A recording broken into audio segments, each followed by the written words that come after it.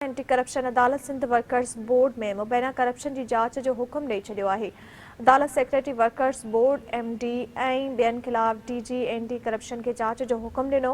अदालत DG खे 4 हफ़्तनि अंदरि जांच मुकमल करे रिपोर्ट पेश करण जो हुक्म ॾेई छॾियो। एंटी करप्शन अदालत केस जी ॿुधणी 7 सेप्टेम्बर ताईं मुलतवी करे छॾी आहे।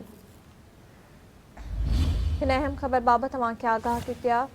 एंटी करप्शन अदालत सिंध वर्कर्स बोर्ड में मुबैना करप्शन की जांच जो हुक्म ॾेई छॾियो आहे। अदालत सेक्रेटरी वर्कर्स बोर्ड MD ऐं ॿियनि ख़िलाफ़ DG एंटी करप्शन के जांच जो हुक्म ॾेई छॾियो आहे। अदालत DG ऐं 4 हफ़्तनि अंदरि जांच मुकमल करे रिपोर्ट पेश करण जो हुक्म ॾेई छॾियो।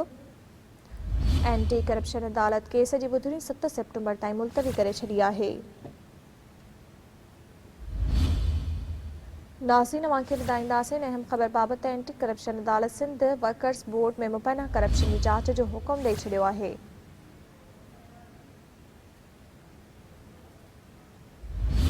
अदालत सेक्रेटरी वर्कर्स बोर्ड MD ऐं ॿियनि ख़िलाफ़ DG एंटी करप्शन के जांच जो हुक्म ॾेई छॾियो आहे। तफ़सील मालूम कंदासीं। टेलीफोन लाइन ते असांखे जॉइन कयो आहे सिंध TV न्यूज़ जे रिपोर्टर सिकंदर भुट्टो। जी सिकंदर भुट्टो, कहिड़ा तफ़सील आहिनि? जी फातिमा, स्पेशल जज एंटी करप्शन अमीनुल्लाह सिद्दीकी जी अदालत में वर्कर्स वेलफेयर बोर्ड में मुबैना अरबन रुपयनि जी करप्शन, अख्तियारात जे नाजायज़ इस्तेमाल, सरकारी फंडनि जे ग़लत इस्तेमाल, जालसाज़ी ऐं सरकारी ठेकनि में बेज़ाब्तनि बाबति ॿुधणी थी आहे। अदालत शिकायत ते शुरूआती रिपोर्ट में secretary workers welfare board Saleh Jumani, MD Ghulam Qadir Talpur, director general Shela Kashif ऐं ॿियनि वर्कर्स वेलफेयर बोर्ड जे अमलदारनि ख़िलाफ़ एंटी करप्शन सिंध जे डायरेक्टर जनरल के जांच जो हुकुम ॾेई छॾियो आहे। अदालत director general anti corruption Sindh खे हुकुम ॾींदे चयो आहे त वर्कर्स वेलफेयर बोर्ड में करोड़ अरबन रुपयनि जी करप्शन बाबति जांच मुकमल करे भराई वारी रिपोर्ट 4 हफ़्तनि अंदरि अदालत में पेश कई वञे, जॾहिं त अदालत पारां केस जी ईंदड़ ॿुधणी 7 सेप्टेम्बर ताईं मुलतवी कई वई आहे।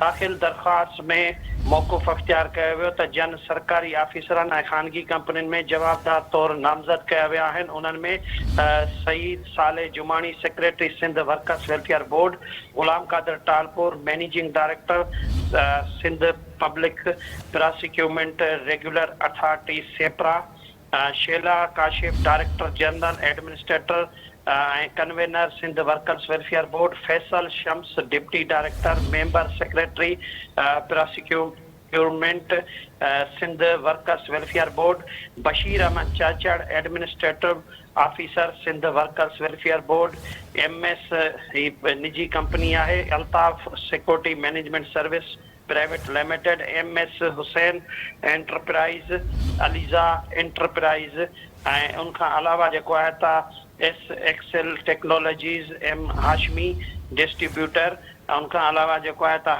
Hussain enterprise, Maqbool and Qasim brothers, world wide logistic limited, Deen Mohammad and sons transport company ऐं ॿिया जवाबदार जेके आहिनि त उहे शामिल आहिनि। दरख़्वास्त गुज़ार अदालत खे ॿुधायो त सिंध वर्कर्स वेलफेयर बोर्ड तरफ़ां सिक्योरिटीज़ सर्विसिस, स्टेशनरी, ऑफिस सामान, मशीनरी ऐं ट्रांसपोर्ट समेत ॿियनि ठेकनि में अरबन रुपयनि जूं बेज़ाब्तियूं, जाली सर्टिफिकेट जेके आहिनि त उहे ॾिना विया आहिनि। गैर मियारी या नामुकमल सामान जेके आहिनि त फराहमी ऐं सरकारी ख़ज़ाने खे मुबैना तौर ते अरबन रुपयनि जो जेको आहे त नुक़सान पहुचाइण जा इल्ज़ाम लॻाया विया आहिनि। दरख़्वास्त में अदालत खे इस्तदा कई वई आहे त समूरी प्रोसिक्यूमेंट रिकॉर्ड, बैंक ट्रांज़ेक्शन, माली दस्तावेज़ ऐं लाॻापियल रिकॉर्ड जे फॉरेंसिक ऑडिट कराई वञे ऐं ज़िम्मेवारनि ख़िलाफ़ कानून मूजिब कार्रवाई करे सरकारी ख़ज़ाने खे थियल नुक़सान जी वसूली खे यकीनी बणायो वञे। जी फातिमा,